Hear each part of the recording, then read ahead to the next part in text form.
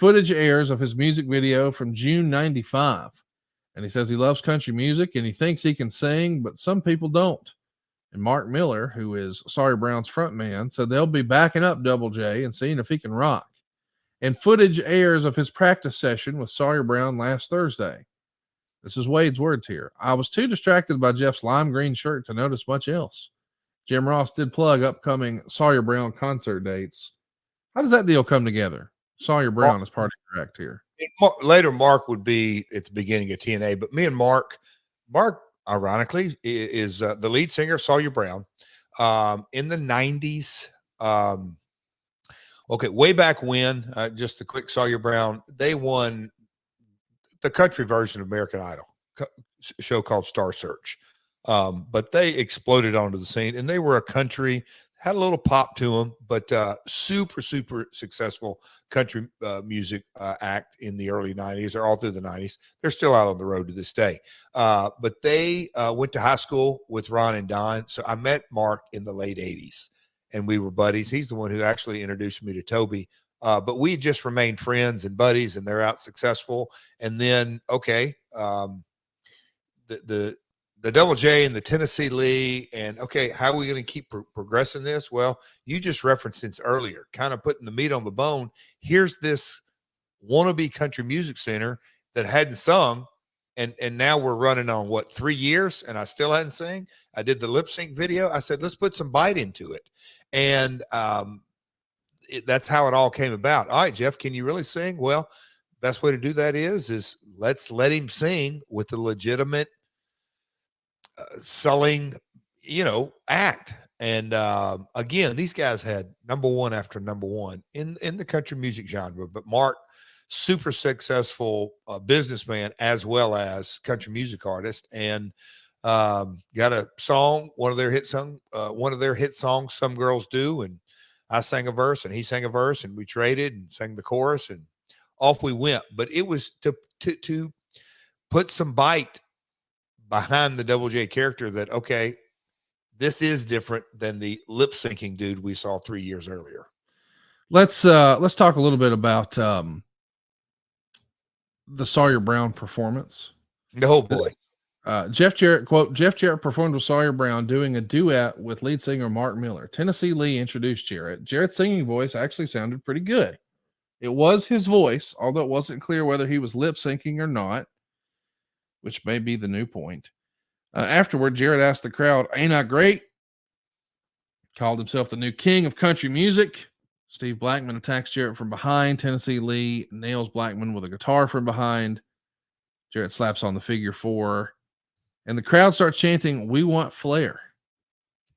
Sawyer Brown's a big name band, so Jarrett's association with them helps establish him and his claim as being the world's greatest entertainer. Although Sawyer Brown's pretty likable, so it doesn't necessarily make him a heel. His gloating afterwards, though, probably does. Good segment. I find that interesting because normally whenever you see a top act like this, they're going to be paired up with a baby face. They're going to be put in a baby face position. Like, for instance, Bad Bunny, he's going to be a baby face as he's taking on a member of the Judgment Day, as he was a couple of WrestleManias ago. But this is putting a really popular, top tier, top selling platinum act with a heel. Is that a challenge for you? It wasn't a challenge for me. Mark understood. Again, Mark, business guy, and he knew that he could have fun with it. And look, he wasn't trying to, quote unquote, and we had this conversation. Like, Jeff, I'm not trying to get over with the WWE audience. Either some folks are going to like us and some folks don't. My career is based solely on my music and connecting with country music fans. So he knew that he wasn't getting involved in a storyline like Bad Bunny, if you're using that reference. He knew it was strictly a performance-driven deal, and he was happy to do it. A little inside baseball, Conrad, is that, so again, me and Mark had been friends at this point, I don't know, years, several years, 10 years or whatever it may be. He's like, well, we're really going to find out now. We got to get you in the studio.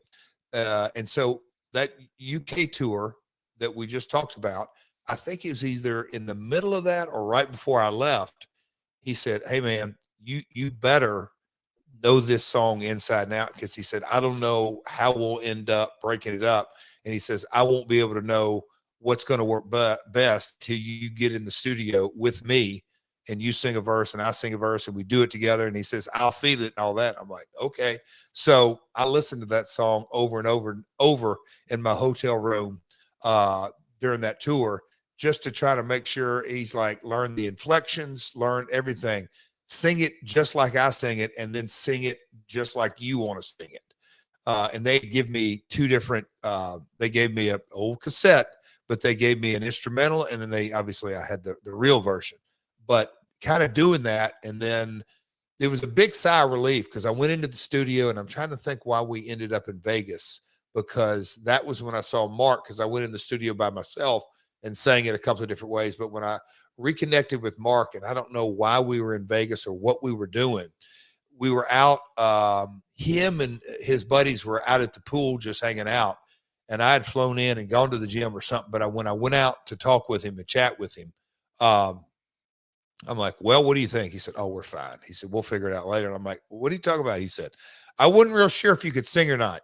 I'll be honest with you, Jeff. But he said, you hit the key and all that kind of stuff. So it was a little bit of a sigh of relief. I'm like, okay, he approves. And so then that's how he laid out the singing of the performance. The Observer would say a few weeks later, Jeff Jarrett was actually lip syncing on the pay-per-view. They went in the studio and taped him actually singing and put it on the tape, which they played at the show. Was that a highlight for you or a low light? Oh, it's a personal highlight. Cause I mean, the performance, Mark's was lips. I think Mark lip sync, I think our harmony, but it's like music acts do that all the time. I didn't really realize until that. I'm like, y'all do it. He said, it's tracks. He said it happens all the time, because you don't know about audio and this and that. But he said, that's really my voice and that's really your voice and all that, but the ins and outs. But from they not only were they my buddies, but they were #1 selling acts. It was a personal highlight. It's maybe a bucket list, if you will.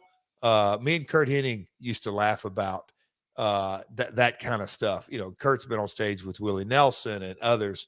Kurt just liked to get up on stage and sing and live vicariously. I mean, Lawler, he may be one of the biggest. He loved to get on stage and sing, and great wrestler, but I think he'd rather sing than wrestle a lot. So no, it was a bucket list item for me. But I thought it helped. It was a platform to shoot an angle too. And that's what we did.